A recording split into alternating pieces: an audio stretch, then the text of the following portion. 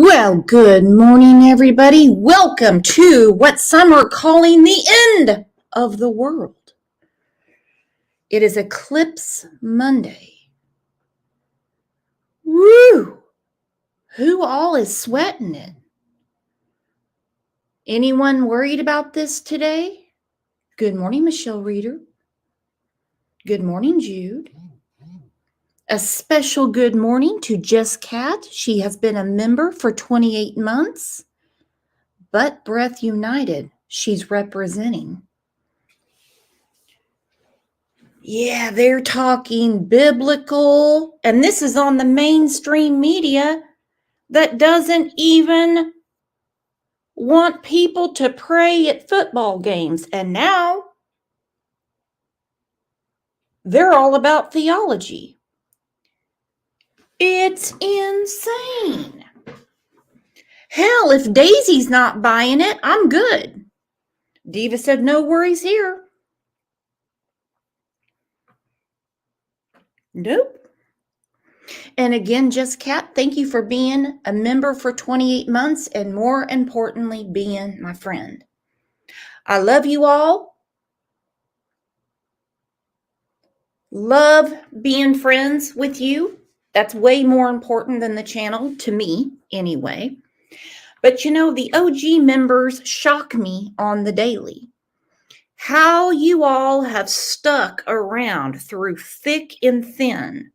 I see Snow. I see Susan, Pat K, Katie Bird. I'm just like, whoo. I don't know if I would have, but that's what friends are for. All right, let's get to it. First, let's tell everyone happy Monday and cross our fingers that we're all going to be in heaven around 1:13 p.m. Central Time in Oklahoma.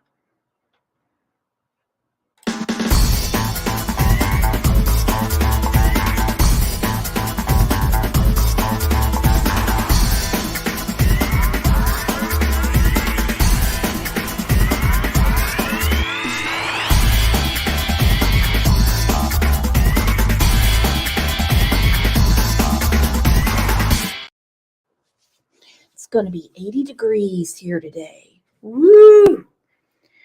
I am ready for some sunshine. Now, we do have a bit of an overcast. So I'm thinking, because I know everyone's going to be really glued to this eclipse today. So I'm thinking about streaming it from the backyard.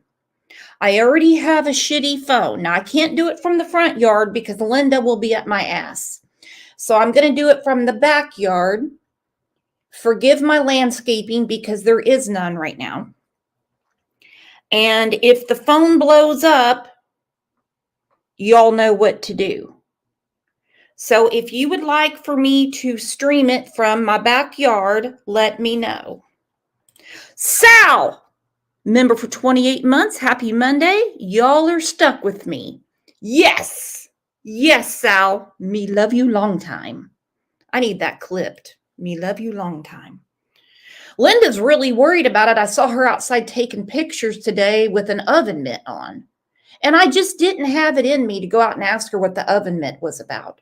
But I will have an oven mitt on just in case. Now, here's the thing. If we see nothing, we see nothing. So you'll have to watch the screen. And this is the path it's taking. All right. I say it's taking. That's called the freaking sun, Brooks. All right. San Antonio, Austin, Dallas. It's going to clip southeast Oklahoma. Now, I'm in northeast Oklahoma, so I'm not going to go what they call totality. Through Little Rock, going over our friend Connie S.'s house, and all the way up to upstate New York. So I will see what I can do. I'm no astronomer. Bree said she's in East Tennessee. They'll get about 87% totality. Real Rock and Robin said, was that a full body oven mitt? Nope, just one friggin' oven mitt on, holding it way out, and with her right hand, she was taking pictures. I don't know. But Linda seems to know a lot, so I'm going to be wearing an oven mitt just in case it blows my phone up. Now, DT Driver will be very upset about this, so someone's going to have to be in charge of him. I vote Pat K.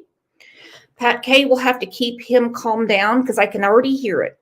By God, if I have to go buy you a new phone this weekend. It is what it is. I think he's texting me right now. That's okay. So Pat K can be in charge of that. That's all right. But 80 degrees, eclipse outside. We will be watching it together via my shitty phone and the sky, and we'll just see what happens. So, speaking of what's going on, pick a lie, any lie. There's a lot going on in Sebastian's case, and not a lot has to do with Sebastian, but that's how it goes. That's the internet. Seth is extra angry. In my opinion, he's been bossed around. He's been bullied by both Chris and Katie. He's getting a lot of internet hate. People are mad that he brought up the essay. I think it wasn't planned. I think it was out of anger. It slipped out. I'm going to say this. I was talking for a long time yesterday to our friend Diana. And we were saying that as a father, has Seth made mistakes? Yeah. I believe he has. In all fairness, I think he has. I don't think he should have taken any of their BS. I think when he was told that he couldn't see Sebastian for several weeks in February, I think he should have stood his ground. I do. Don't think he's not kicking his own ass right now.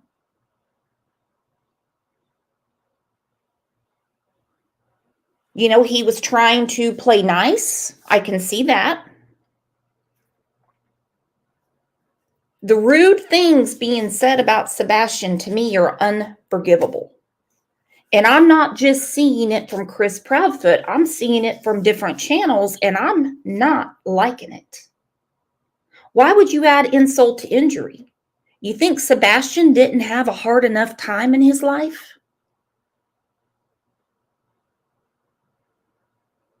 Let's just say Seth is the biggest POS. Let's just say he's a deadbeat dad, the whole 9 yards. You wouldn't even want him in your driveway for a garage sale. Let's just say that. He wasn't there. He's accounted for on camera. The only person we know that was 100% with Sebastian during his disappearance is Katie Proudfoot. I know a lot of people say, oh, Chris had to have been there. I don't know. I do believe him when he said that the TBI told him it wasn't necessary for him to take a lie detector. I don't even think they're asking him for one now. I think it's a page out of the Summer Wells book where Chris is enjoying pissing people off. He's bragging about it on his Facebook. He's like, here's me walking into a party about to piss everyone off. He likes it. Why would they ask for a lie detector a month later when they don't even matter? It's one thing to request someone take it again, but his ego, he is stumbling over. He can't get away from himself. He's loving it. Well, we know someone else who was loving it, and his name is Don Wells. Don knew exactly where to trigger people, and he continued and he continued and he continued. Thank you, Angie Baby, for being a member for 14 months. Love you too. Halo, woo! Feeling all the love tonight. This morning, sorry. Halo, I got a whole year now. I'm not going anywhere. No way, girl. I'll get the U.S. Marshals after you. Well, I've invited a very special friend on. I just adore her. I adore her channel. Some not so much. She's gotten a lot of internet hate over the last few weeks. She's a tough girl. She'll be okay. But I'm going to bring our good friend Allegedly with Brittany up, and we're going to have this conversation about what's really going on. Pick a lie, any lie. Let's have a round of applause for our good friend Brittany.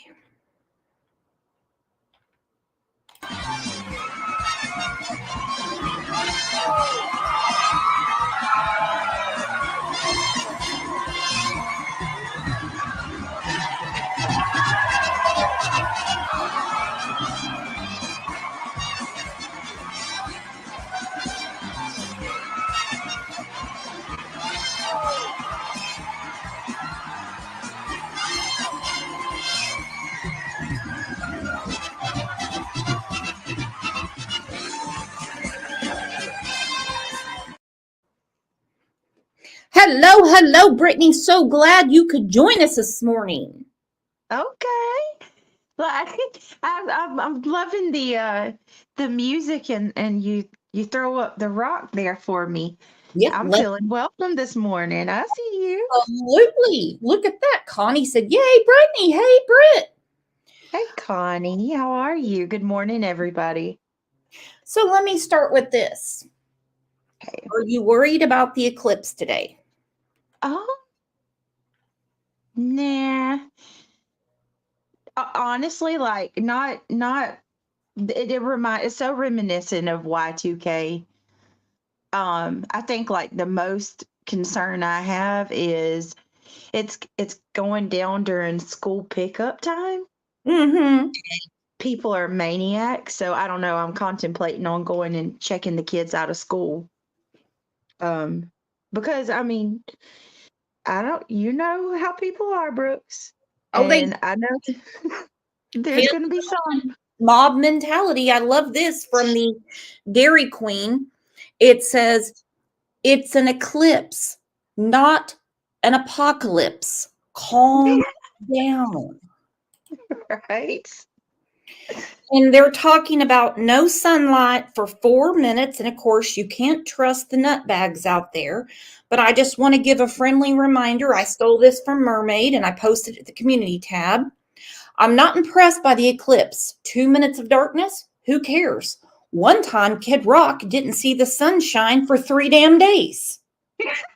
I read that this morning and I died. Now Perfect. now that would freak you out, would it not? Yep.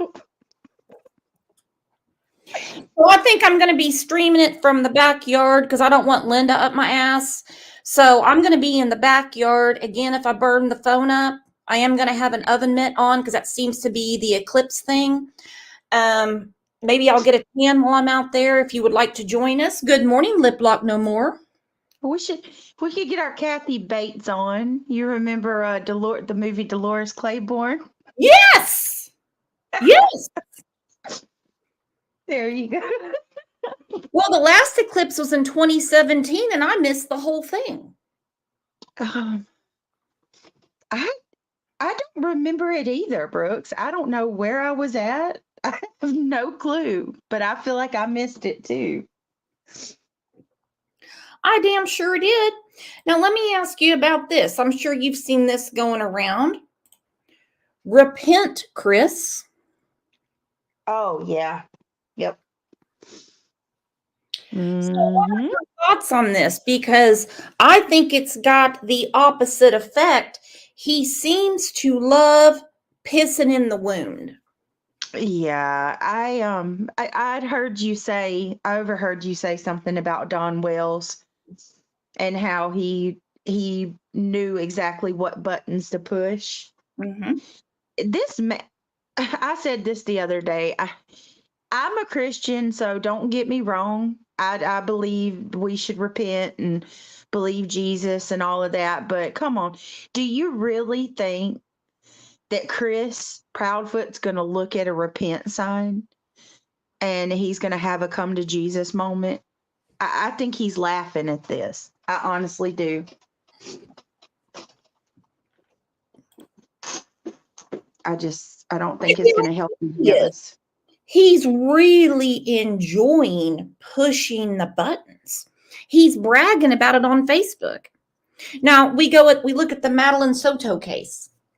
And Mm-hmm. Jen Soto was very vocal on her Facebook until people were asking the wrong questions. Now they're the right questions, but for Jen, they were wrong because she knew she couldn't possibly answer them. We're going to do a show about Madeline tomorrow morning. And she changed her name on Facebook, and then she totally shut it down. Chris is going to needle and needle and needle and needle. And I will say this, it probably wasn't the best look for Seth to get so angry, but I do understand it, and say at this point, I can either wait for justice or get vengeance. Chris Proudfoot is such a bully. He's waiting on that. Yep. I don't know if you feel the same way as I do about it, but I feel like Seth was baited. He was baited into responding because Chris and Katie, they could not want more for Seth to look like a maniac or like he's unhinged, because then they're going to run with, that narrative that I don't want to say the word because of your panel, but like he mistreated Sebastian, that whole narrative. Mm-hmm. It seems like they very much want to push that narrative that Seth is unhinged. And yeah, I think it was bait. And unfortunately he took it, honestly. He did, and I can't blame him for that. Not at I was all. listening to your panel the other night, and I think it was CJ that was on there. And Mm. he said, if I was Seth, I would be furious with these two. Yeah. For one, the divorce papers between Seth and Katie secretly getting out. How odd is that? And people are like, well, this is very telling. Has anyone ever read divorce papers before? I can put mine up. It's not a Harlequin romance. You're getting away from the person you can't stand. Do you think in the divorce papers it's going to say, man, he's great. I wish we could get back together. But it's just not working because on Valentine's Day, he forgot to bring me anything. That's not how a divorce works. Mm-hmm.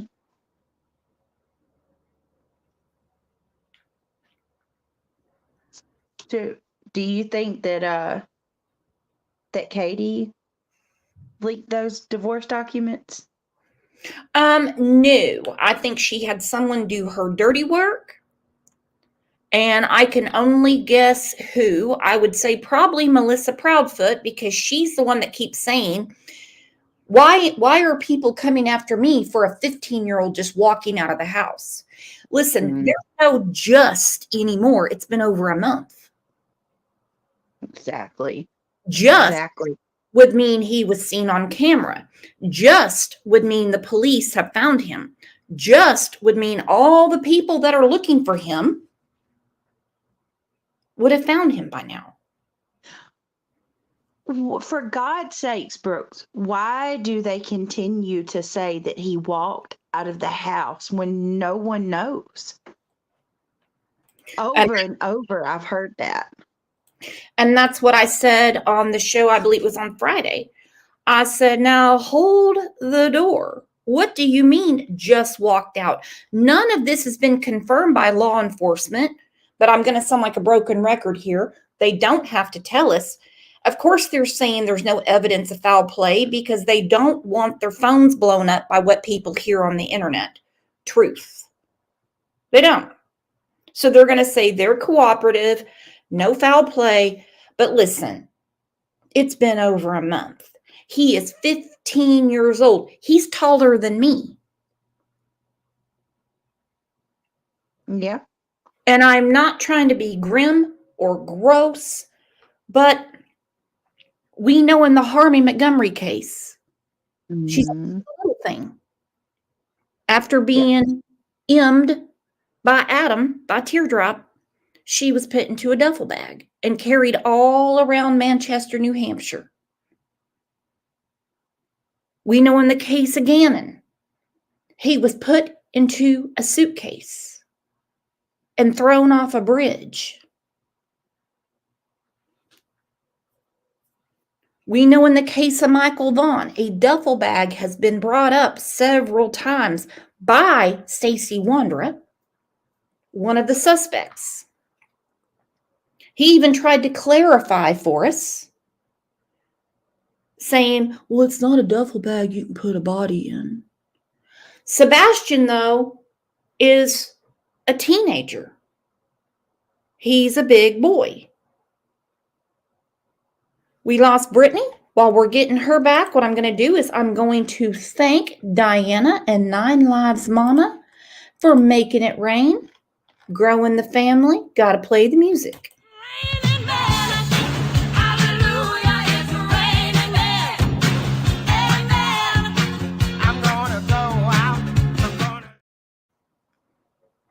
Horrible. Where are you going to put a 15-year-old young man?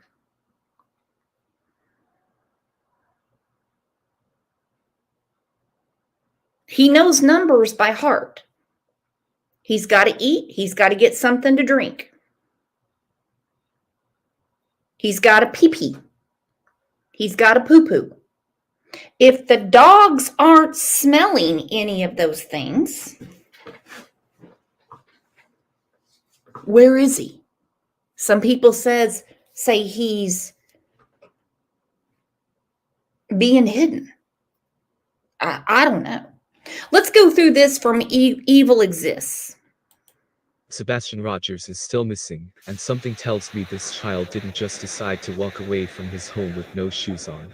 How far would he really get anyway? Walking barefoot in the middle of the night. All right, I am not here to compare cases, but I swear it's like Chris and Katie. Chris and Katie followed the Dawn and Candace book. I don't mean to keep bringing them up, but my goodness. Summer's barefoot. Now, I walk around barefoot all the time, but I can only do it for so long. Okay? How far can you walk barefoot? He's barefoot.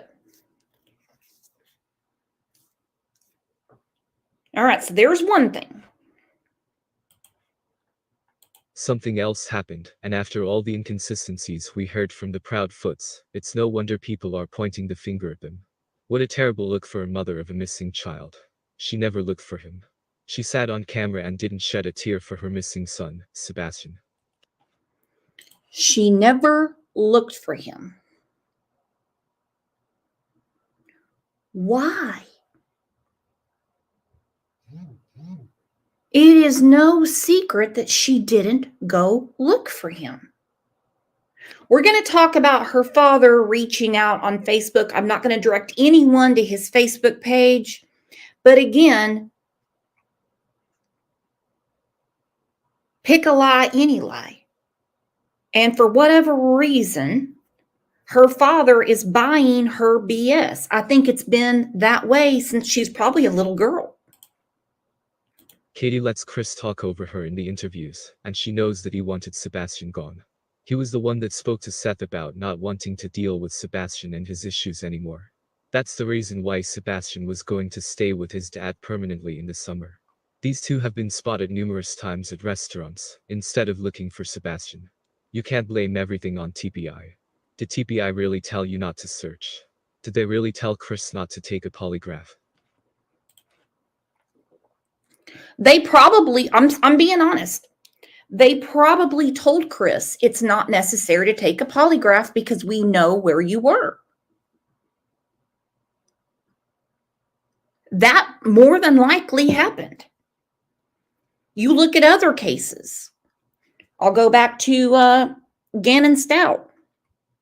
They knew where Al was. They said there's no reason for you to take a polygraph.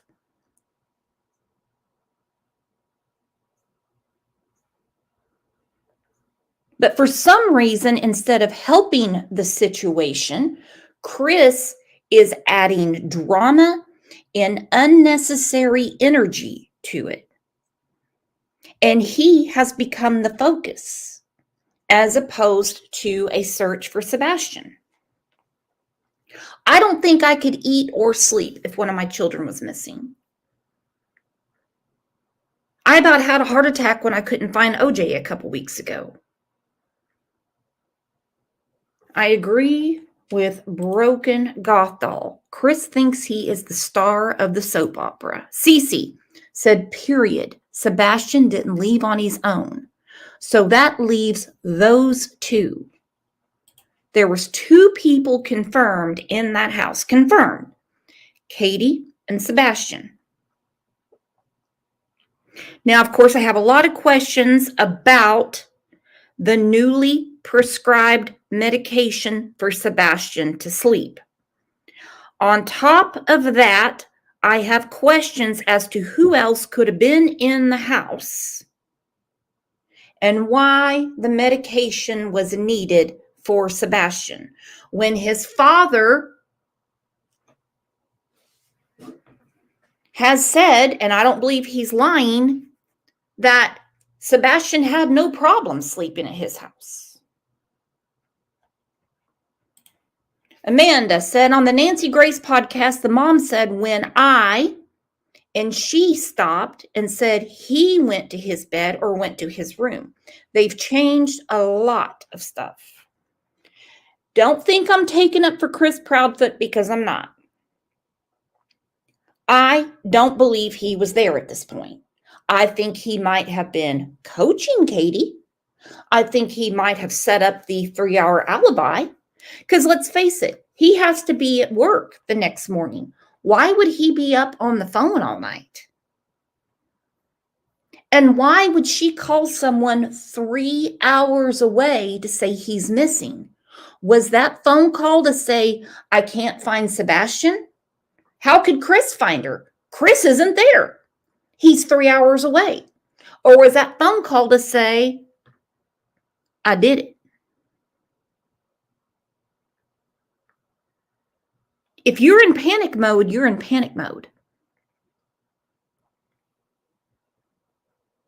Panic mode means you are trying to find anything and anyone to help you find what you're looking for.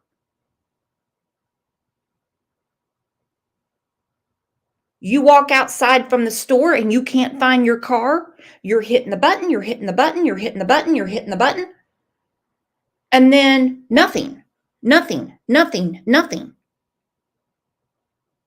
You're going to go crazy trying to find your car. You're not going to call someone 3 friggin' hours away. No.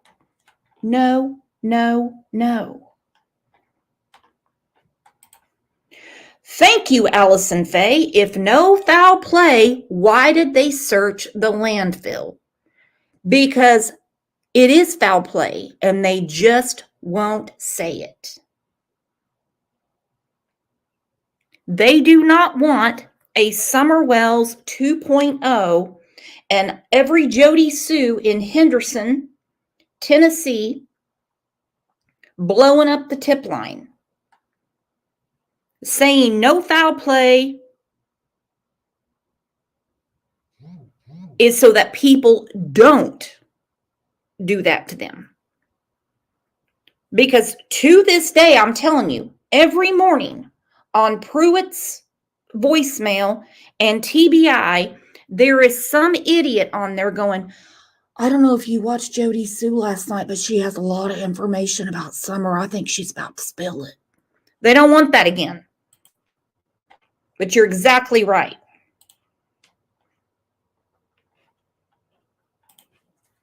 But again, that is just my opinion. Nothing and no one would stop me from searching if my child was missing. Nothing will stop Seth Rogers from searching for Sebastian too. Katie left with her husband to accompany him back to work. All right, let's talk about that. First off, TBI telling them not to talk to anybody, I don't believe. TBI telling them not to search, I don't believe. Candace Wells said the same thing. TBI told us not to search. Well, they also told you to stay off of YouTube, and you didn't do that. See, these people reach out to social media because they think if they can convince the masses, then what's 12 people in the box? It's their mentality. There is not one law enforcement agency in this world that doesn't want the people directly involved with the victims to not talk. They want to see where they're searching. They want to see where they're going. Then you have Katie Proudfoot saying, oh, she accompanied Chris down to Horn Lake, Mississippi, because Will Sebastian could be anywhere. Oh.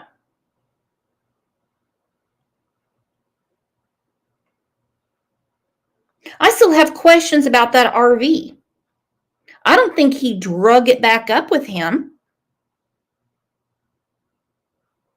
when she called about Sebastian at all. No, I do not. I think he just got in his personal vehicle and came back up. Question is, when did he go get the RV, bring it back up, and take her down? There's a lot of activity going on, and none of it is benefiting Sebastian. And no law enforcement is going to keep me from finding my child. None. I think about Brandy and Tyler. And they're like, we will walk with you because we don't want anything to happen. And they said, okay.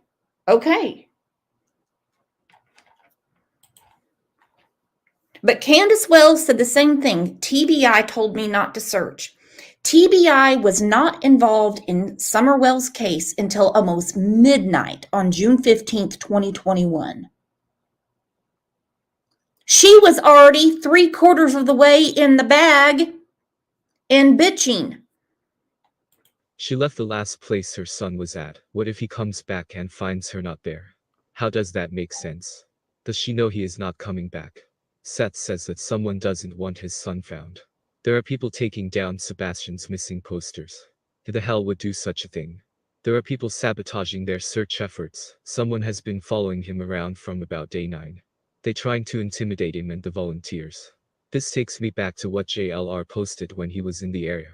Apparently Chris Proudfoot's stepfather followed JLR around Henderson. Here is a picture that JLR posted. How weird is that?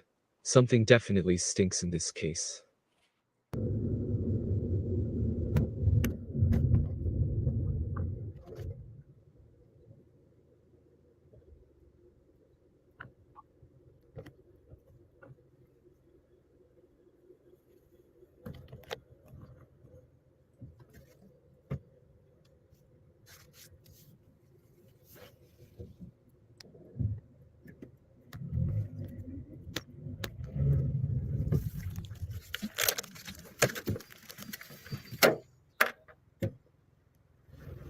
Where's Sebastian? Do you know? Good afternoon. Good afternoon. JLR Investigates. We're out here covering the case of missing Sebastian. Do you know where Sebastian is? Hello, sir. I know that you just came out of the Proudfoot's home. Do you know where Sebastian is?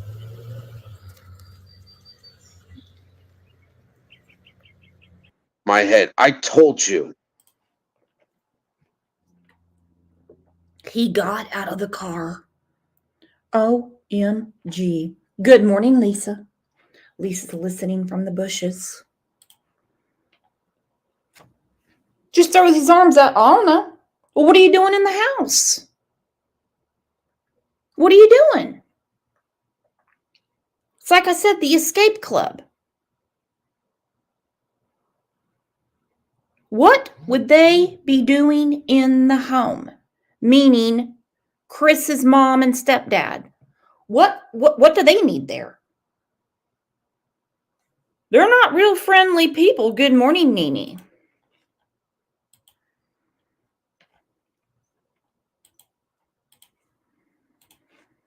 Now then, over the weekend, there was a vigil for Sebastian. Chris and Katie did not attend. I guess they had better things to do. They weren't searching.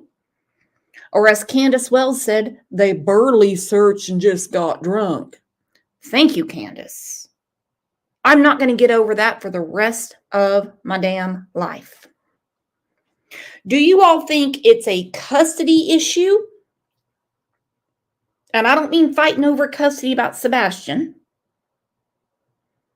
because Sebastian was already set to go live with his father. Or do you think it has to do with the custody of Chris's daughter?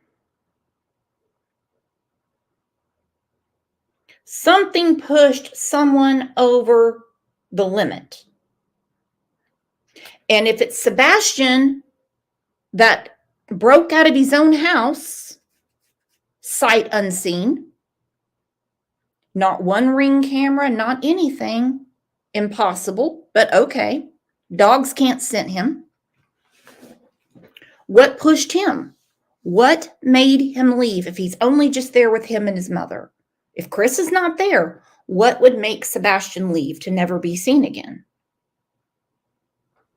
I think it has to do with Chris's daughter. I think Chris runs the show.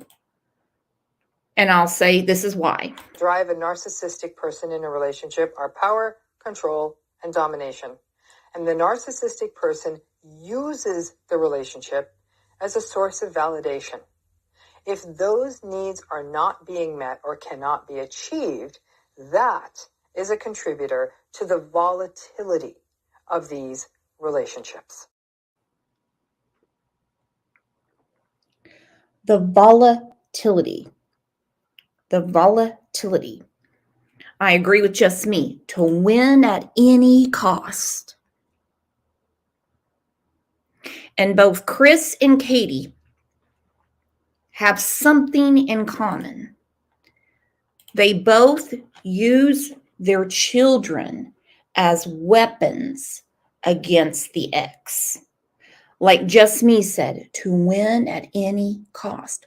We've seen people like this before. They will put the children through hell just to get back at the ex. And as time goes on, they don't care about the ex anymore, but the damage to the child is done. They've already taught the child how to manipulate and hate. Then it wears off. They don't even care anymore. But that damage is done. Done and over. You can't unring a bell. But again, the vigil was this weekend. Chris and Katie were not there. Does anyone find that odd? I find it odd. Some people say, oh, well, they wouldn't feel comfortable. They know about all the hate.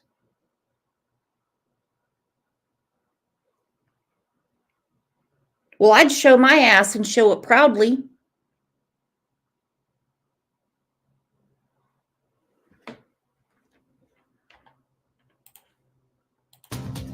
Tonight, the Hendersonville community came together once again to pray for the safe return of Sebastian Rogers. Welcome to News 2 at 10. I'm Kimberly Hargett. Monday will mark 6 weeks since the 15-year-old went missing from Sumner County. News 2's Nikki McGee has more on those continuing to keep up hope, praying for Sebastian's safe return. We are one, Lord God, and we believe and we decree and declare that Sebastian will come home safe and unharmed. The search for 15-year-old Sebastian Rogers continues.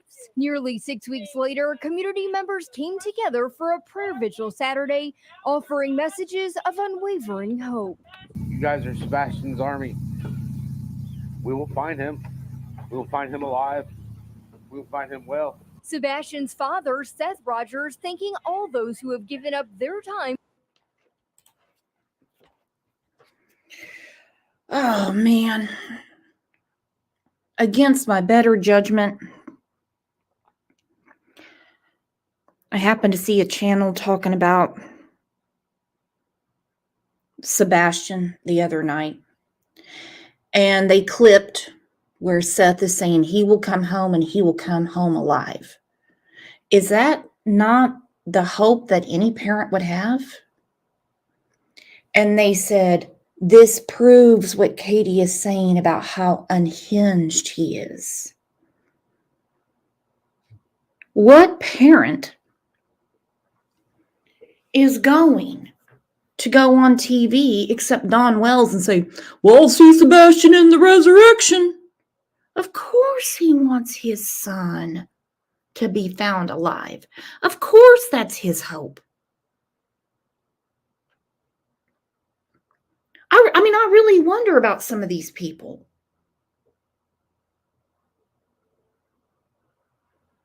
I don't get it. Unhinged?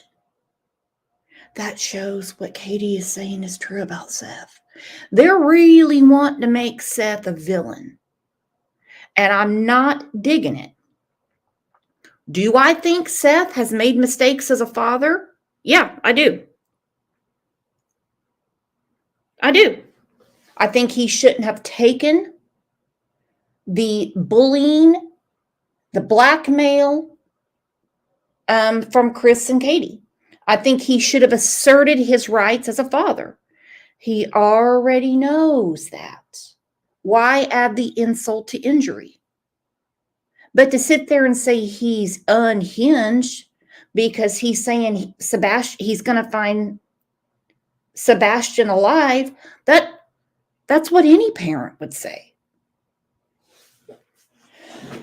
I'm going to put the link up. We've got Muscles that has a lot to say. We got Trev Time in here.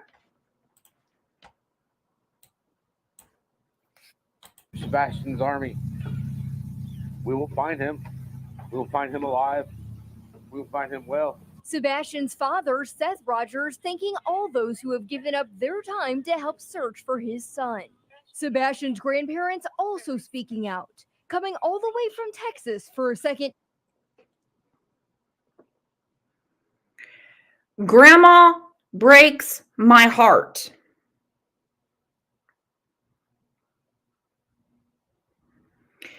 Grandma breaks my heart. Just watch Grandma. Time to help locate their grandbaby. He loved to talk about plants with me. He loved to talk about animals with me. He loved to go fishing. And he would say, you know, Mimo, that's our favorite sport, right? Sebastian's family also had a strong message for anyone looking to benefit from their search efforts.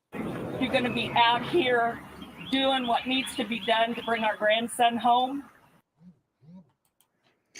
I just love the grandma. Now, let me talk about Katie's father. I'm not going to put any of the posts up, okay? Hang on. Trev said she is a wonderful person. I've had the honor to talk to her. The mama every child deserves, in my opinion. She wants her grandson. Well, look who we have backstage. It's the one and only Muscles and Mascara. Good morning, Muscles. Hello, how are you? Good. How is it going?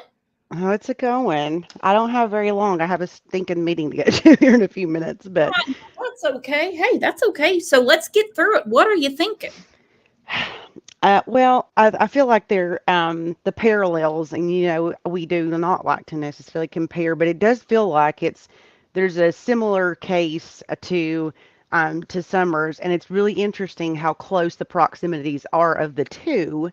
That they potentially might have heard a few things and figured out how to really confuse people, how to put out a different narrative, those kind of things for people, and just to completely convolute the process. Like, I'm not saying that they're guilty. Maybe they're not, maybe they're not, but they're not doing anything to help themselves appear not to be guilty. And I think that's the problem for me. Like, if I was if they were not guilty, why are you running from people? Why do you give the innuendos that you send off all the time with your on your interviews and stuff that you're doing? Why are you bashing Seth for going out and trying to find his son? Why are you not standing beside of him at the press conferences? Why are you not standing beside of him at a vigil? And none of that makes any sense to me whatsoever. If you're in fact not guilty, I would stand in my truth and pound on my chest and say, I'm not guilty of anything. I am here with law enforcement and I stand hand in hand with them.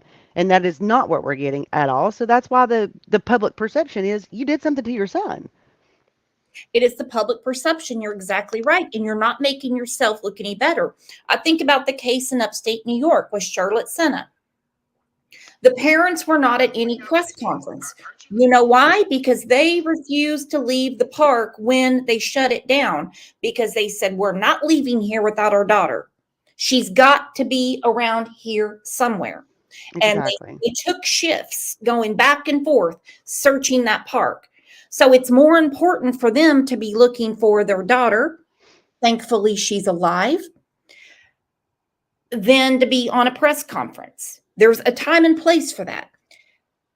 Katie and Chris are not out searching. Chris is doing nothing but pissing people off. He's enjoying it. He does. You're exactly right. He absolutely enjoys it. He loves to spend things in a completely different direction. He's just that arrogant. I feel like he is just that. That's my opinion, but I feel like he is just that arrogant. And then Katie, people sit there and say, she's like a battered woman, and maybe she is. I'm not making judgments on that. It's not my place to make a judgment call on. But my question is if that in fact that is true and you are such a battered woman, explain to me how Chris can be gone, aka according to him, for a month at a time, and you don't find your way out, or you don't find nobody to help you. I'm going to call bullshit on it. I can't help it. Battered women don't have affairs with other men. And the word Nope. on the street is she's had multiple. Battered women Well, are too scared to spend a dime. yeah, yeah. They, Well, and, and un- and they run when they can, right? That's the thing. You run when you can. how are you going to It's be scared of someone who's home every 6 weeks? And my question is, how was he planning on taking care of Faith when he's never home? And let's face it, he's 3 hours away. Who couldn't make it home on a Friday and return to work on Monday that far away? yeah, and I feel like that's the thing for me is that there's all these different little things that people are throwing out that, maybe she was whatever, maybe it was this, maybe it was that, and he's controlling and all that. I'm sure he probably is. But, you know, um, mothers in particular are people who are going to protect themselves and their children at all cost. It doesn't matter what situation you're put in. And if you're afforded the opportunity to be by yourself day in and day out for a month at a time, and you don't go get help and tell somebody what's going on, well, I have a question that wholeheartedly. Same here. And the other thing is, Brooks, is how often does the story have to change?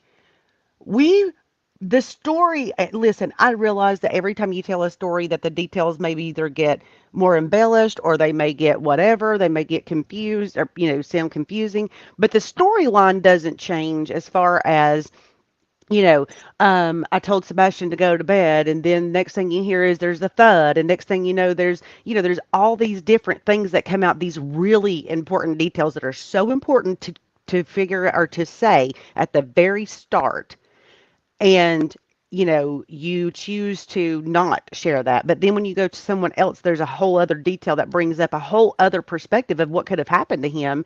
Then there's a whole other conversation to be had because you didn't bring that up to start with. Why? That's really important if in fact she heard a thud. That is super important. And then Chris says, well, if he got out the window, we would have heard it. Well, that's interesting, Chris.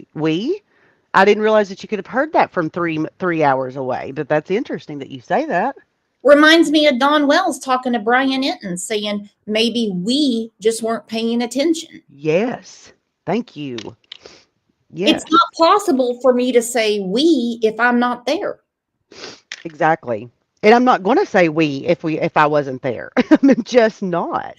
Um, it's just I Then we don't know. then we wouldn't have needed a phone call to tell we that Sebastian's missing.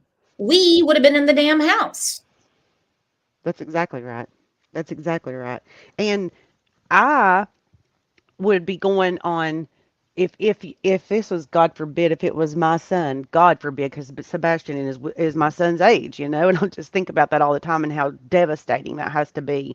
Um, but um, when I was on Nancy Grace, if I would have been on Nancy Grace and was getting all these questions asked at me and all this different stuff, instead of talking like I'm just beaten down and terrible, I would be standing up there saying, "Whoever you are that has my son, you bring him home to me now. You bring him home to me. You people get out there and look for him. TBI, sorry if you don't want me going to look, but I'm going to go freaking look for my kid. I'm going to stand beside of you like Brandy Neal does, and I'm going to go around and watch where you're going because I don't want to screw up my son's case, but I will be present when he is found, and I'll be damned if I'm freaking hours away from my home. You got to be kidding me. Isn't that convenient? And where else have we seen that happen? Well, and I want to talk first. I'm going to bring Trev up, and I'm going to put you both in the hot seat. Let's have a Yes, ma'am. round of applause for Trevor.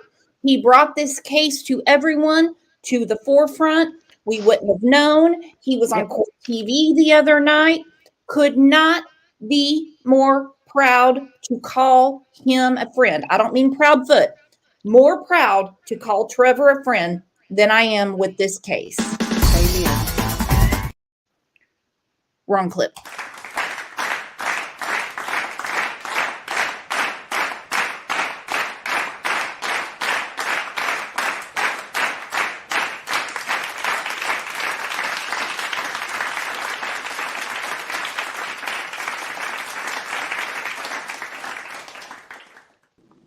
Good morning, Trevor. I know you have been busier than a three-peckered billy goat. How is it going? Good morning. Yeah, I have. I'm good though. How are you guys? Very good. Good. So you have met the grandparents and you said that this is a grandma that every child should have. That's how I feel. Absolutely. Let's talk about Sebastian's maternal grandfather. His name's Dave. I'm not going to direct anyone to his Facebook. He's busy over there too. He made a post. I'm sorry. He commented on his own post. He said, I'm in Virginia. All I care about is Sebastian's safe return. And I do believe, in caps, Seth had something to do with it, just a gut feeling. What do you think about that statement? Personally, I think it's very far fetched to believe Seth had anything to do with this. Out of all three adults in this situation, he's the only one out there looking. He's the only one that's not running 3.5 hours away, and he's out there. He's cried for his son. I spoke to Seth for about 5 hours when I was in town there, and he told me all about Sebastian, and the man shed tears. I mean, this is not an act. He's really broken by the fact that his son's missing. Completely agree. I don't think Seth had anything to do with it either. I think it's ludicrous to say that. Are we saying that he hired somebody to do it because he's at work and it was proven at work? I'm just really confused why people think that. Is it because he's involved and he's out looking? Is that the reason why people come to that perception of him? I don't understand that, because that's how people are supposed to react when their children are missing. They're supposed to be going out and finding them. They're supposed to be frantic, not talking so proper and so I just don't know on TV. That's not how real people act. It's just not. I can tell you why. The initials are CV, clicks and views, because you're not going to get the views you want without some drama. And everyone knows that the telescope is on Katie and Chris. So if they change it and they're tearing down Seth, they're going to get more attention. That is just my opinion. Katie's father, so maternal papa, was arguing with people, and he said they, meaning Chris and Katie, are doing whatever the investigators tell them to do. He goes on to say they never left town and they are doing what the investigators are telling them to do. I'll start with Trevor. Yes. This is coming from Sebastian's grandfather. You would think that he would want all the answers. He's saying that Chris and Katie are doing whatever the investigators tell them to do. Could be. I don't know. I don't know what they told him. He said they never left town and they're doing what the investigators are telling them to do. We know they left town. We saw them on Nancy Grace. They were in the RV in Mississippi. Yeah, they didn't just leave town. They left the state.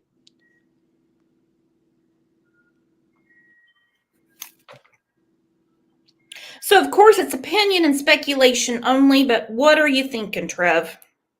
Why do you think the local law enforcement said no foul play, no evidence of foul play? Because you know as well as I do, there's a difference between no evidence and no evidence of foul play. Yeah, well, there's a difference between evidence and suspicion. I'm sure that they've had that theory. I don't know, but I'd say that they've thought that. But at the same time, it's only a certain amount of concrete evidence you'll have. I mean, you can have something that disproves somebody's story or something, but none of that connects you to foul play. And maybe I'm not saying there's anything to disprove their story, but let's just say even in theory there is. It still is not enough to be concrete evidence of foul play, because you don't have Sebastian and you don't have any physical evidence of a crime. Well, you can't really prove a foul play situation without that. No evidence is totally different than suspicion. You're exactly right. We have the two women that are missing right now in Oklahoma. They came across the car, law enforcement. They've got ironclad evidence. There's foul play. What law enforcement did not say in last week's press conference, put this in your hat, write it down. They didn't use the word suspicion. They said evidence. Evidence is different than what they think. There would not be an Amber Alert, and they damn sure wouldn't have been searching that landfill if they weren't suspicious of foul play. Your turn, Muscles. Now, I agree with that, and I think that's the one thing that I keep going back to is why were they there? There was something that took them there, and was it just to spot check it? Sure, and I agree with the whole statement of evidence and suspicion and that kind of thing too, because I just feel like that just because there's no evidence of foul play, we've heard those terms used before. I'm just saying, but just because there's no evidence just because they haven't found any evidence doesn't mean there isn't any. And that to me, that's what they're saying. We've not found any evidence of foul play, so there is no evidence. You're right, there is none. But maybe it's just because they've not found any. And I mean don't it doesn't exist. Call for Tennessee, but in Oklahoma, they don't just go searching landfills. They start at the home and they move out. They have to have a scent or some reason to believe a child would be in a landfill. They just don't go into a landfill. Maybe they should. I don't know. But they start searching water, fields, woods, things like that. Also, Katie's dad, he got into it with several people. He said, I'm not in Tennessee, number one, because people were saying maybe he's got something to do with it. No, I don't think Sebastian's grandfather has anything to do with his disappearance. But he goes on to say, number two, all in caps, fuck off. He said, the truth will come out and we will see. Woo! Listen, I hope that we all find out, and I do have to jump down after this. However, I do want to say that I truly do hope that we get to see this come to a conclusion. Sebastian's found safely. All the good things come from this, and the storyline is, maybe he did run away or whatever it may end up being. I do not think that's the case. Let me preface that first. But anyway, because I think they would have found him and there would be evidence of him around, but that's just me. But I hope that one day that we can come back and say, that they had nothing to do with this. I truly do want that more than anything in this world because I want Sebastian to be safe and sound, just like everybody else does, or we wouldn't all be here today. So yes, I hope that we're able to say that. I think that we all also have been here long enough and been around these things long enough to understand that that's not usually how things end up going. Unfortunately, sadly enough, we see these things take a different turn, and I'm afraid that's where we're headed down this path. I do feel like that there's a lot of people upset with TBI. There's a lot of people upset with them just from the Summer Wells case, because they feel like it's been, it's been way too long too. So a day is way too long. However, I do want to say that TBI does have a lot of success too.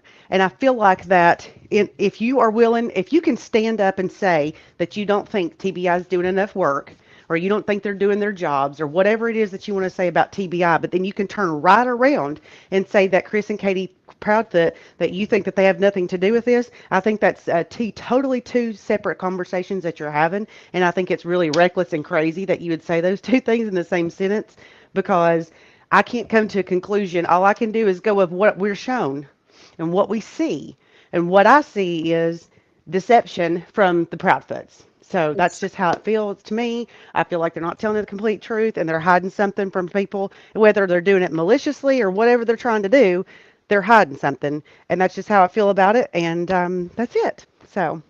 And I have to apologize to my friends in Tennessee because I did say some things out of frustration about the TBI. And I said some things on another show about, cases have been solved without a body. That was so ignorant of me. Let me say why. I brought up the West boys. Well, they had a child inside the house that confirmed that they were gone. I brought up Cody Bigsby. Well, there was a child in the house that confirmed what happened to Cody. I brought up Harmony Montgomery. Again, ignorance, me just talking out my ass. They have Kayla Montgomery, stepmeth, that confirmed what happened to Harmony. Joe Clyde Daniels, there was a confession. A lot of people have come to me and they're like, well, what about Holly Bobo? They pretty much had it dead to nuts, but they didn't have her. Tennessee Bureau Investigation didn't have her. Once she was found, the floodgates were open and they got their charges. Sure. And I think it's fair to be that way, though, Brooks. I think that's fair. You know what I mean? I think it's fair to be frustrated. I do. I truly, and I get it. You know what I mean? Truly, I do. I don't think that anybody should not be upset or questioning or anything like that either. I completely understand it. But at the same time, when we, certain things we say, because I'm frustrated like no end that we had nothing on Summer. Trust me, guys. I'm the most frustrated too. I get it. And I think that we all deserve to know something because, again, I live in this town. So I want to know if I have people running around, if we've got people running around snatching children off the street. I want to know that more than anybody in this world. And I deserve to know that as a citizen here. So I get the upsetness and I get all that too. And I just try to sometimes go back and say, maybe there's a reason that we don't know things. And if they're keeping things that secret, there's a reason why. Exactly. maybe it's waiting for somebody to completely screw up. So, Well, it's really shitty, though, to throw shit at the people doing all the work. I'm not doing the work. I'm not an investigator. I think about what Lieutenant Joe Kenda said one time. He said, we want people out putting up flyers because we want the suspects on alert, and it keeps the public busy. True story. sure. He also said, the crime scene is the body. Not so much where it happened. The crime scene is the body. So think about it. It's hard for me to wrap my mind around. The body tells everything. Now, I am not saying Sebastian is dead.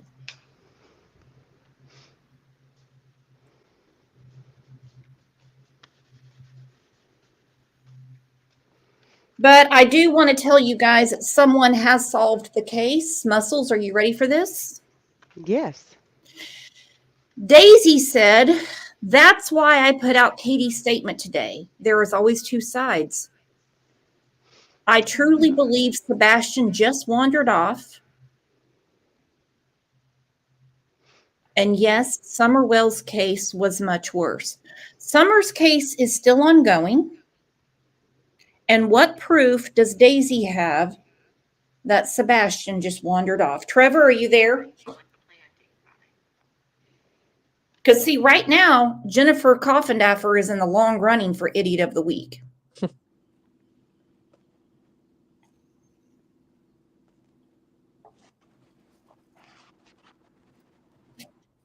People have some wild thoughts on the case. I just don't even know. I mean, you can think all you want, but no child is going to get out of their house and not come back home. You would have to be super duper pissed and super, super prepared to go wander off in the woods to live on your own.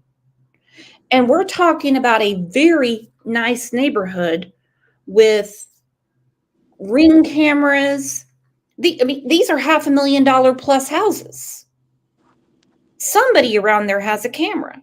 I still don't believe he took the trash out. I have big questions. Did he even make it home from the restaurant that night? What do you think, Trev? I don't know, honestly.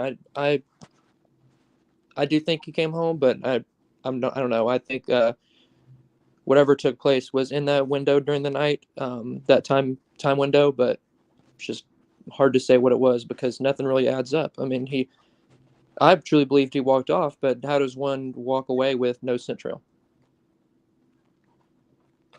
No scent trail. I know a lot of people bring up Hardly Dilly.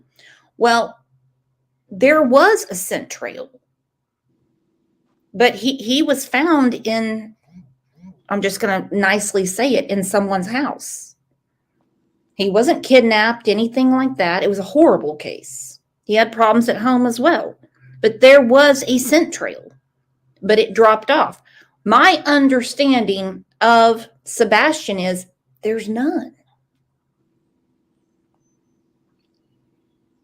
You and I spoke about this about a month ago because you could see me tagging you and stuff when people were talking about Sebastian. I'm like, I'm watching it on Trevor. I'm watching on Trevor. I'm watching on Trevor. And I said to you, because I wasn't about to just jump out with, something I don't know.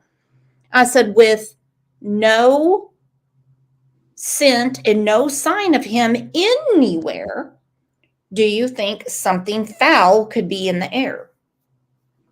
Kids that run away, there's a scent. There's communication. He knows his father's phone number by heart.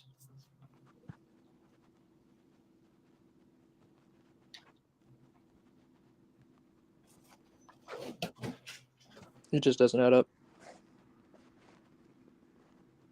Now, let me ask you this.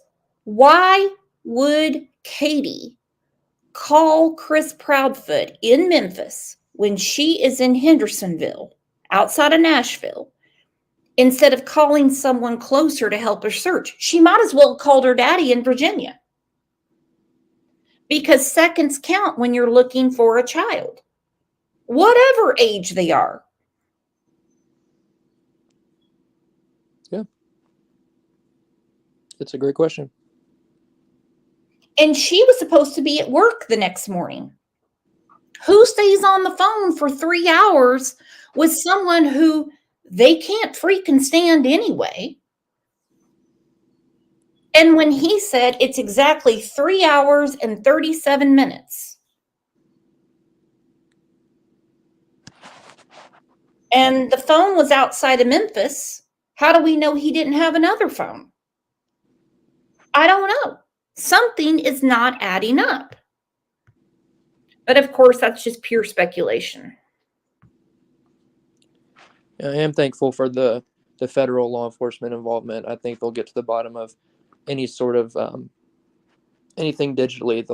They'll find out. I know it takes time for some records to come back, but between the FBI and the Secret Service, they'll dig up anything relevant in those phone records or digital evidence.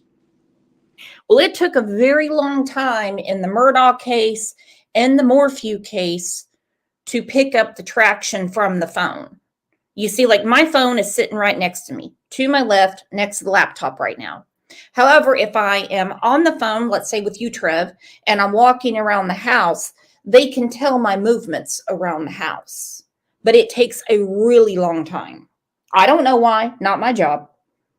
Yeah, and they do triangulation. So what they do is they pin it off the towers, or ping it, off the towers. So it's like the multiple towers around, and they triangulate it, and that's how you find out also where someone is. I mean, you can tell the general area by which towers it's hitting off of, but then you can triangulate it and you can really see where someone is.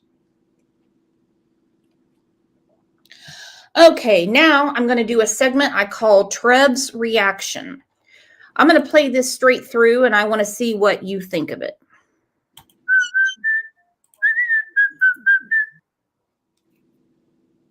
Hey, thank you guys. I do hope they find Summer. I know this is heartbreaking to see another child out there searching, and y'all still ain't got answers. It's going on 3 years. And I know it's heartbreaking to see all this stuff again. And I feel like the TBI is just repeating. Candace said, well, when they barely search and then get drunk and pretend nothing mattered.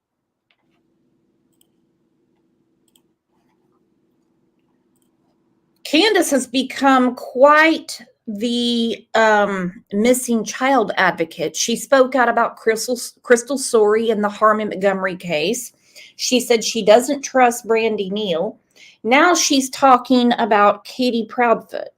She said, well, when they can burly search and then get drunk and pretend like nothing matters, then she said, I don't trust her. Trevor, what do you think of this? Yeah, I don't know. It's interesting. I don't know all the context what they were talking about, but if she's talking about Katie Proudfoot, I don't know what to think. Yeah, that's what they were talking about. She is quite the missing child's advocate suddenly. She's saying that Katie burly searched and then got drunk.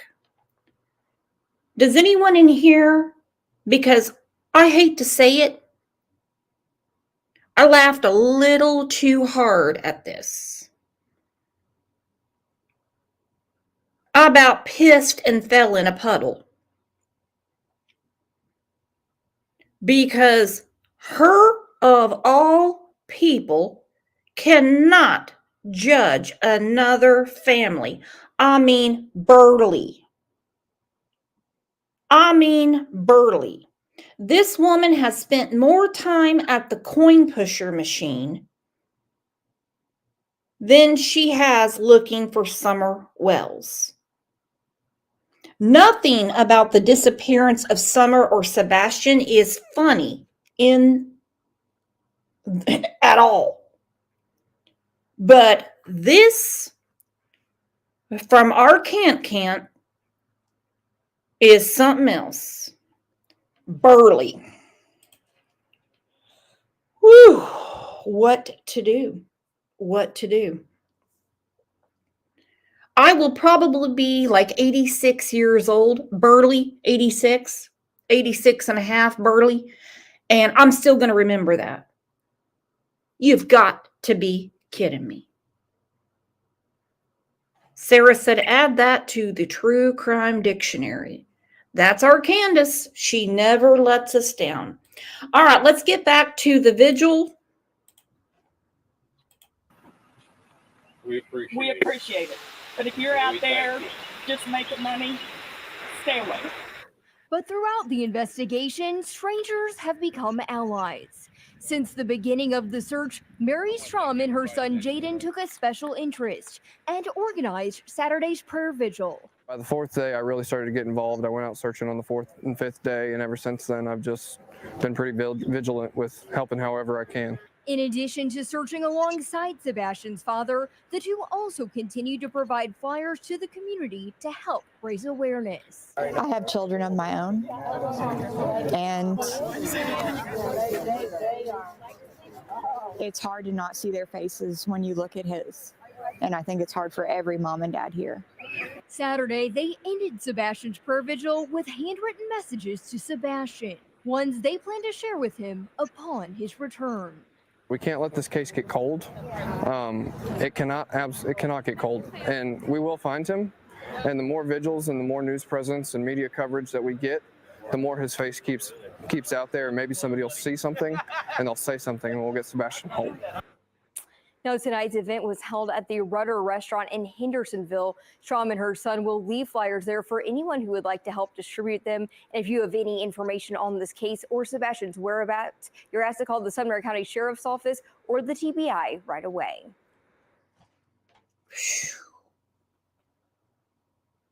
He's somewhere, but where?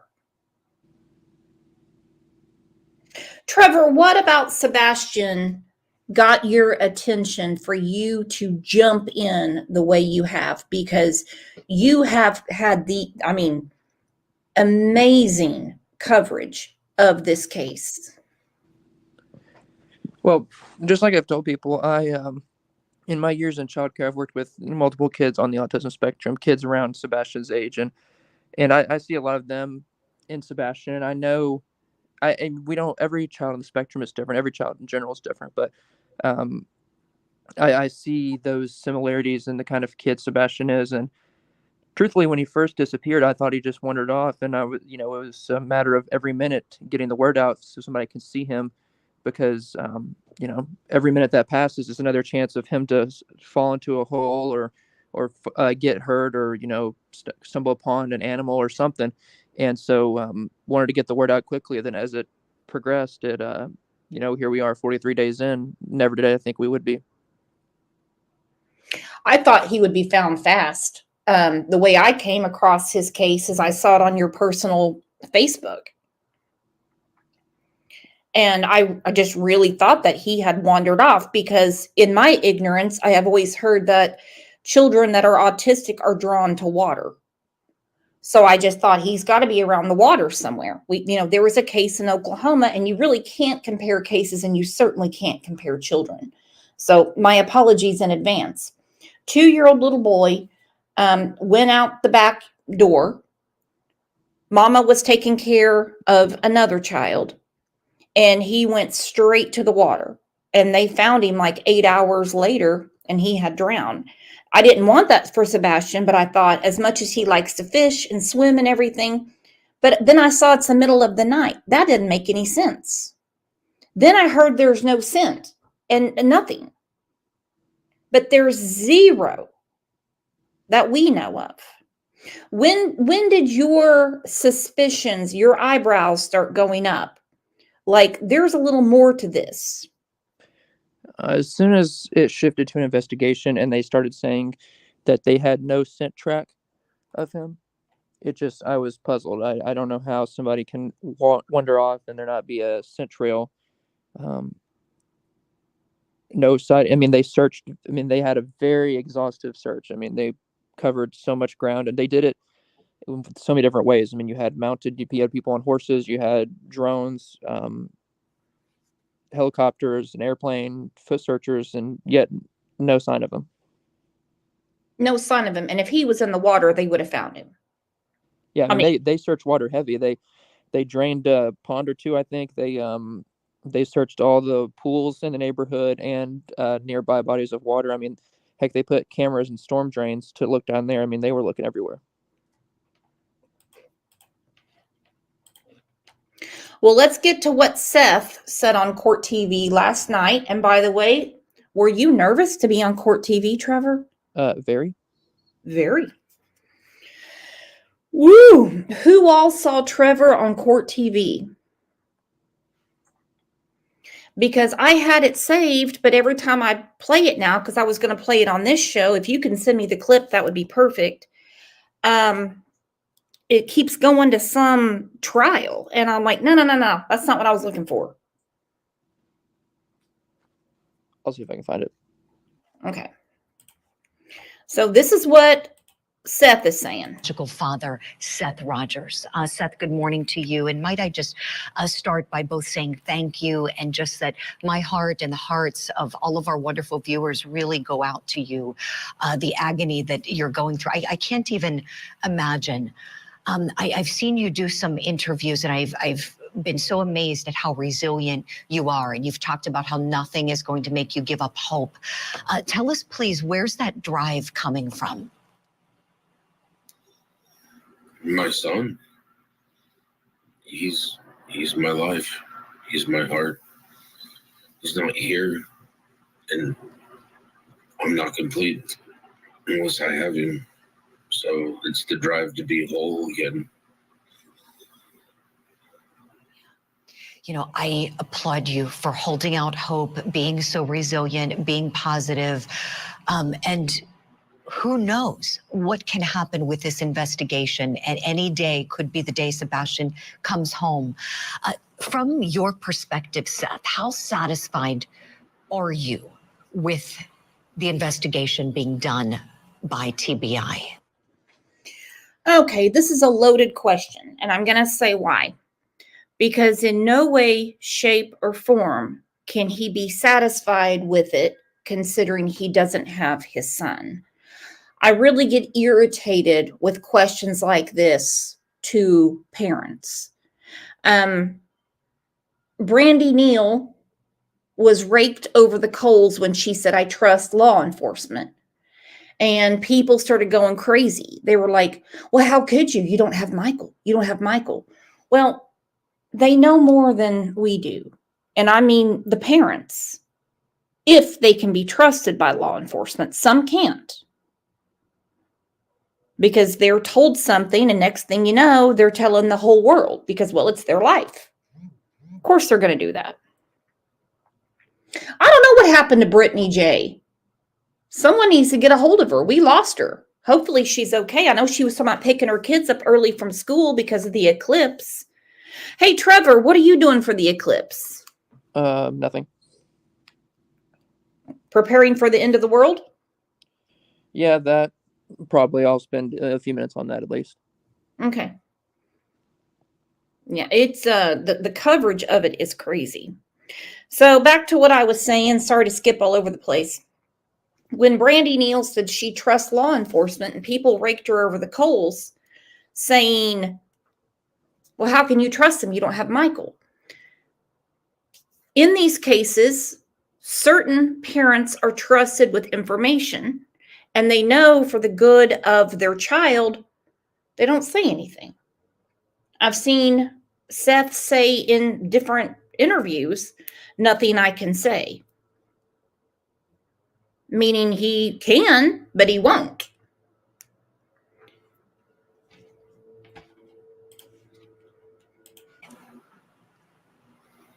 My son's not here. They have no evidence. They haven't. Sumner County is the one that's like doing it. TBI is assisting. I've asked TBI to take it over. They haven't yet. There's just things that I don't think have been done. What would you like to be done, Seth, that hasn't been? I have a list of stuff, but I don't know if they've done it or not.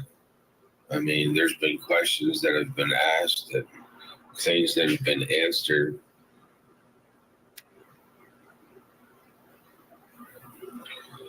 It's really hard to have evidence if certain protocols aren't being followed. have to start back over from day one. You know, going back to day one, so Sebastian goes to sleep the evening of February 25th. It's on the morning of the 26th that your ex-wife finds that he's not in his bedroom. She is the only one said to be home. And Sebastian could have vanished sometime in the hours from when she last saw him go to sleep and from the time she opened the door. There's a window there overnight. Your best guess, Seth, based on how well you know your son, what do you think happened to Sebastian?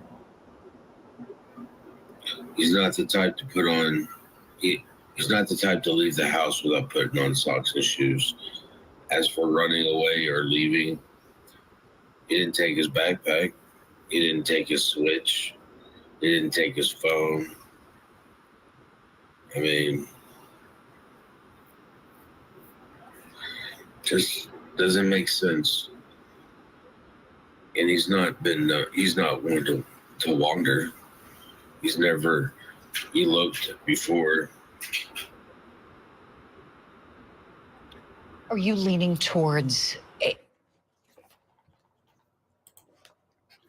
Okay, I stopped her on her O face. He didn't take his backpack. He didn't take his phone. He always puts on shoes and socks. Even just to walk outside. Sounds like my youngest son. Doesn't matter what he's going outside for, he's going to have on shoes and socks. He certainly didn't get that from me because I walk around barefoot all the time. What would change his behavior in the early morning hours of his disappearance? Yeah, in my opinion, there had to have been some kind of incident to really change to make him do that.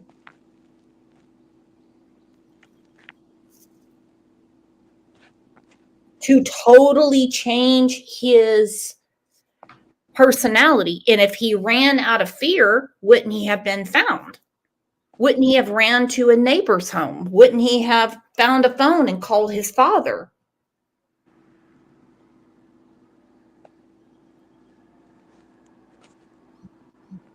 I mean, I don't know the young man.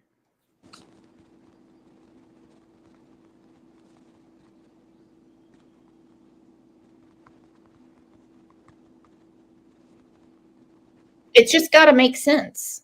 And it doesn't. a potential kidnapping? Before.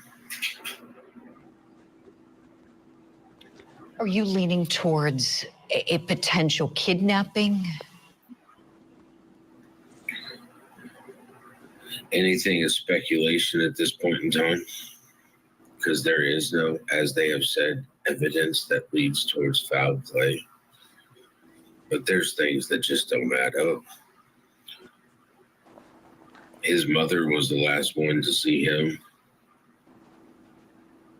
She's responsible for this, either through negligence at the bare minimum. Damn, if that's not a loaded statement. His mother is responsible for this, whether if it's just through negligence.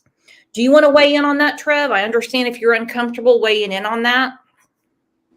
I mean, that was a heavy answer, but I know he was holding back for a while, and I mean, the emotions come out. They do. And when you've been out searching for your kid for 30, 40 days, you know, you're exhausted. You're going to say things that you feel. And I believe he has every right. I mean, I do wonder why he didn't press Katie and Chris more. I think he's starting to put together the lies. Because, I mean, I do believe I see healing bruises on Sebastian. And, you know, the day of a child's disappearance, when all eyes are on that child, colossal popcorn, groceries, basically everything outside of their normal routine. I do get suspicious. And then a picture of him, such a cute young man. I mean, he smiles with his whole face. You can see what a happy child he is. No one's going to cheese for the camera like that if they're planning on escaping. I just don't see it.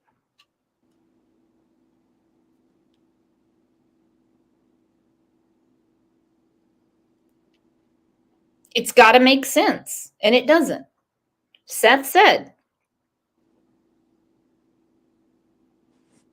her negligence. Listen to it again. But there's things that just don't add up.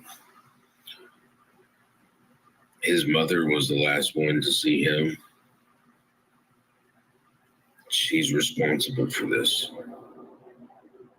either through negligence at the bare minimum. Has she been a good mother to Sebastian? Not in my opinion. Why This do you is the say that, third sir? time that been an issue. Said, not in my opinion. Trevor, what do we know about the scratch marks on Chris Proudfoot? He said it's from a puppy dog. Yeah, there's no other information outside of that. He said it was from their Morkies. We do have to remember we didn't see him until a little ways into the case, so he had been home for a week plus before we saw him on video. I don't know enough about those dogs to know if they scratch, where they scratch, or why they would scratch Chris, but it does look odd to me. And they seem to be new scratches, is what I saw. I mean, they're red, they're inflamed. So it wouldn't be from Sebastian, just in my uneducated opinion. But again, you're going on national TV. Why not wear a long sleeve shirt? Instead, you're sitting there with your arms crossed so everyone can see the scratches.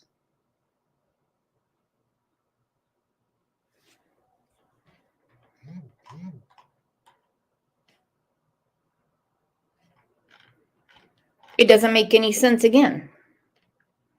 And welcome Reality Wins to the family. You're going to love it around here. Right, Trev? Absolutely. And I do have to hop down in a couple minutes to take a call, but Okay, well, you go take your call, everyone. Let's give a big round of applause to Trevor for all his work on this case and for just being a fabulous human being.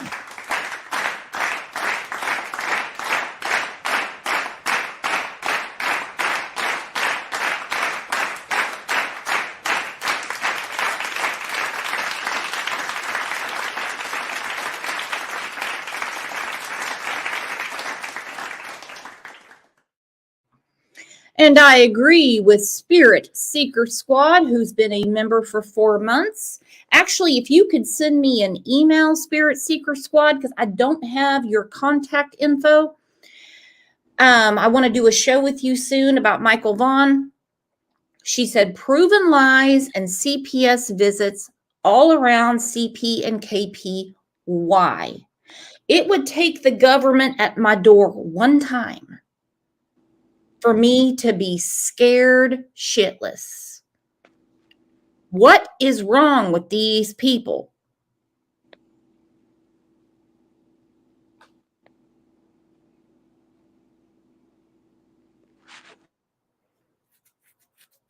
I can't make sense of it. I know Trev can't. Trev, you've been taking a lot of heat around YouTube. Are you doing okay? oh, I'm fine. I do what I do because I know it's right, or I feel it's right, and we continue to do that. Well, and we're going to be here for you to support you, for you to continue doing what you're doing. So you go take your phone call, and I will talk to you in a little bit. I'm going to do a members live about the eclipse live from my backyard. You going to join us, Trev? I'll try. All right. Everyone, let's see Trevor out. We love you, Trevor. Thank you. See you guys. He's done such support, just amazing work, not just with Sebastian's case, but other cases. You know, lots of work on Summer Wells. And He's just a good dude. He is definitely a good egg. And he has taken some heat, and I don't understand why people are, when he's just putting out facts, he's not twisting words. He's not trying to be dramatic. He just does what he thinks is right. I don't think it's right to sit there and people pick on him. My son's come up missing now under her watch. Time before that, her and Chris let my son get molested and raped in their apartment. And the time before that, I did a well care check because she let a known sex offender who, yes, did their 9 years in prison, but she left my son around that person. You don't do that. If you're a parent, you don't do that. You're supposed to protect your kid. Why on earth would anyone let a known sex offender around their child, period, but especially after the child has been essayed by another person you allowed in your house?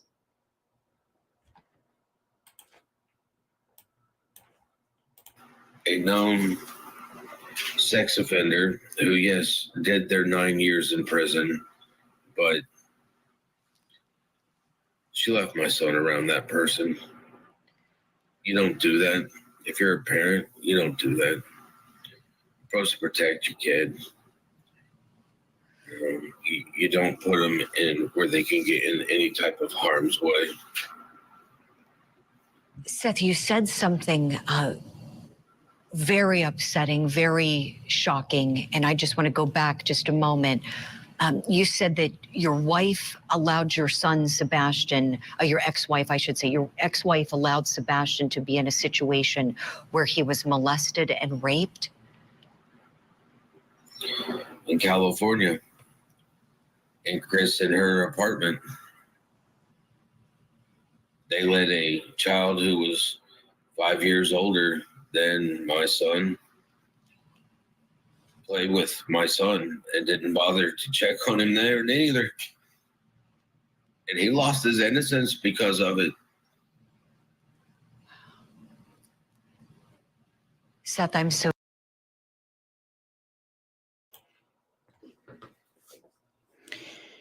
He didn't lose it.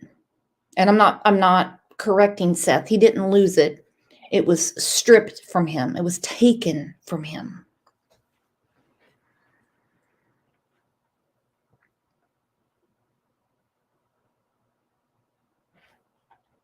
Did she hear a thud when that was going on?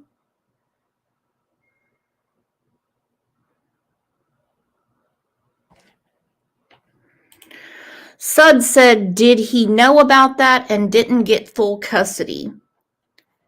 My understanding is this was found out much later. So sorry to hear this. I'm so sorry to hear this. No child should be subjected to any kind of abuse whatsoever. Sexual abuse can be especially traumatic for a young child. Is this something that Sebastian has struggled with since then? Yeah, finally was able to actually start getting him therapy for it last year. The fact is that they weren't doing the correct thing, clearing California. And it's just last year finally getting him help because he's a victim. And now I'm finding out not only was, he was a victim of that, he's a victim of not getting the help he needs. And, I've listened to some of their podcasts where they make fun of him, make fun of his dancing. Chris obviously has this thing about corporal discipline with him. And it's just...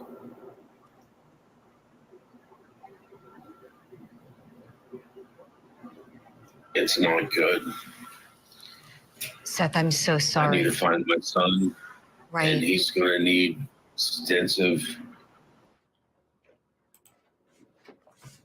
I have a question from Wist. She said no one was charged. My understanding is, considering the attacker, and I will say it that way, was 13 in the state of California and the county they were in, they will not press charges on the 13-year-old. They will basically recommend counseling. I don't get it. Not my state. Reality Wins says, Brooks, they were military at the time. Nothing happened to protect Sebastian. It upsets me. Me too. I think the right people were not informed because the military takes that, especially on their base. And I say that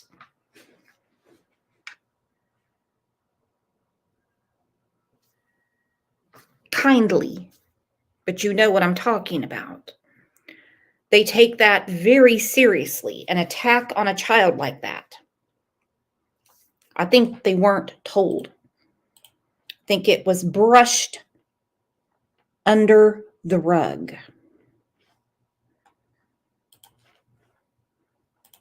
Extensive therapy now to put him back on the right track. Yes. Was Sebastian the one who told you about the sexual abuse that had happened? His mother did, and my son did. This happened in California, so Sheriff's Department, CPS was involved. Sheriff's Department was involved there. They wouldn't give me the kid's name, his last name.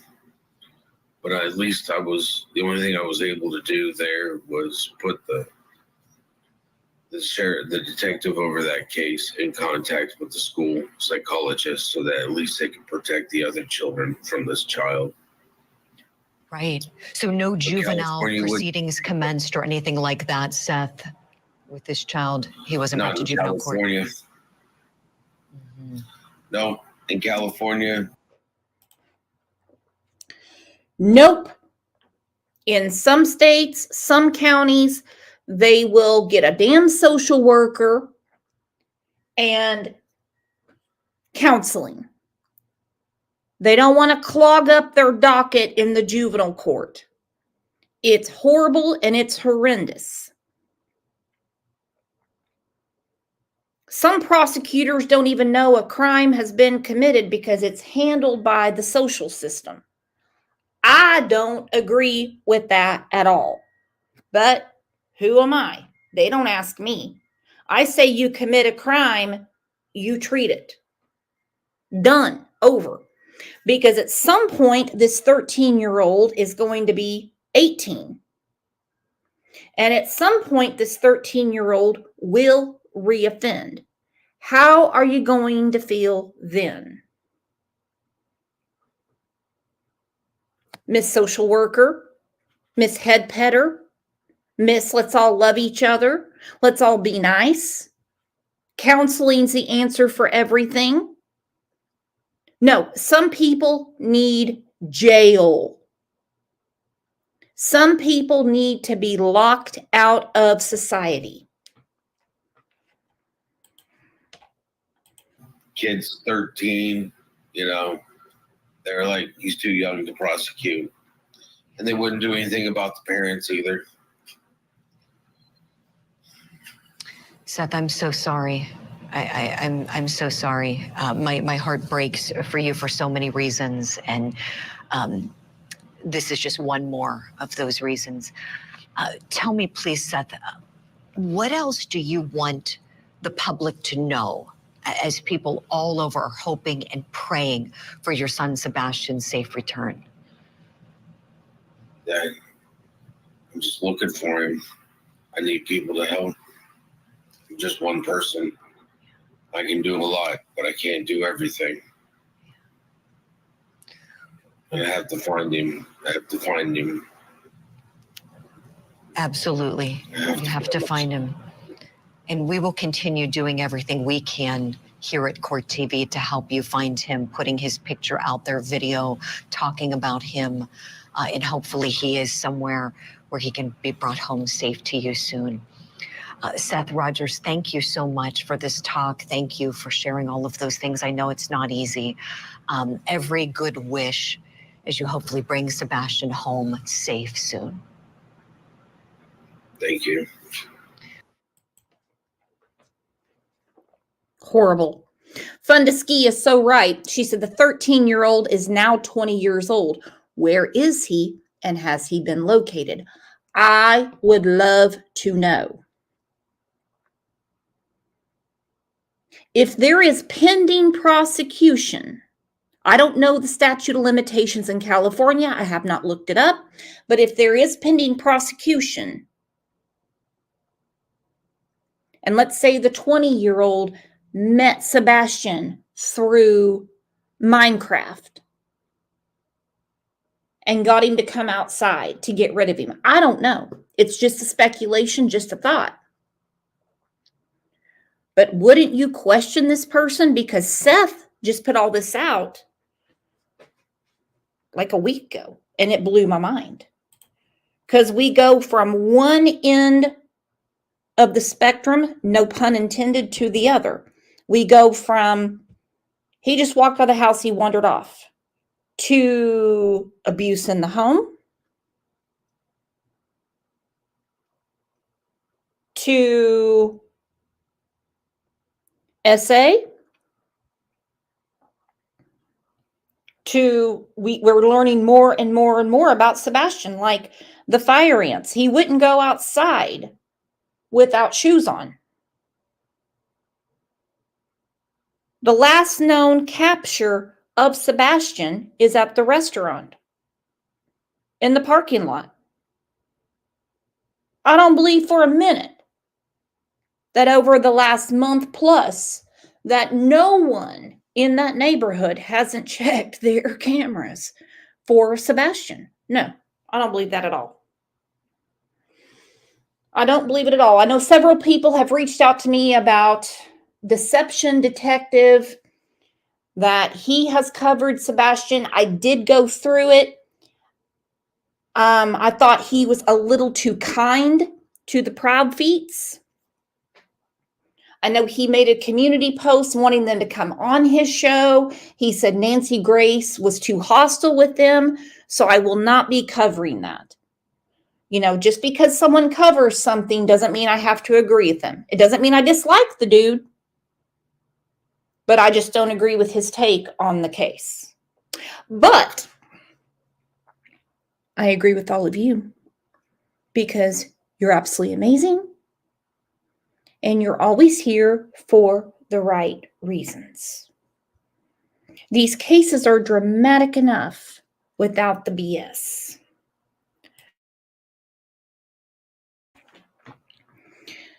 The scent is everything. I'm sorry to say it, but the scent is everything. Dogs don't lie.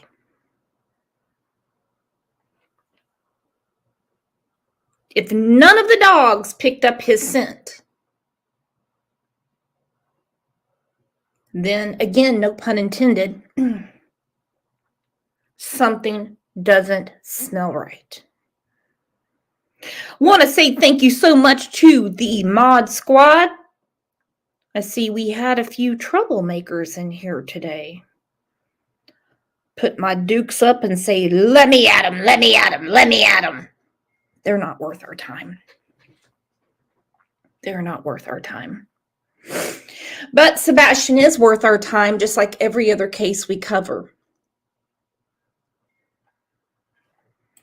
Sarah said, could he be hiding in his own house? Well, I wouldn't think so because the dogs have been in there, and I saw an article from a local news outlet that said the house has been not charged. The house has been searched 10 plus times. So, no, I don't think he's hiding in his own house. I mean, where the hell is he going to be? No, I don't see that. I've been wrong before. But that's just how it goes. All right, guys, I am going to now, we have some cloud cover here right now. If you're not a member, please consider being a member because I'm going to show the eclipse from my backyard. Big if. That's if this cloud cover goes away. But I'm going to go ahead and I'm going to set it up. And if not, we'll just do a chit chat. Who knows? We'll see how it goes. Let's please enjoy the rest of our Monday. It's the hardest day of the week for everybody, especially old DT driver. And I'll see you back here in a few hours. Now, if I plan the members live for noon, it doesn't mean it's going to start at noon. So just hang in there and we're going to be back, even if it's just me saying, shit, the secret live cannot happen. Boy, that's going to get them all ruffled, isn't it? Secret live, secret live, secret live. Well, you guys are the absolute best. Love you to pieces. And I will see you back here. If I miss you on the members live, or I miss you in Discord or one of the Facebook groups, which actually right now there's only one, then I will see you back here tomorrow at 9 a.m. because we have a lot of stuff about Madeline Soto we need to talk about. Love you.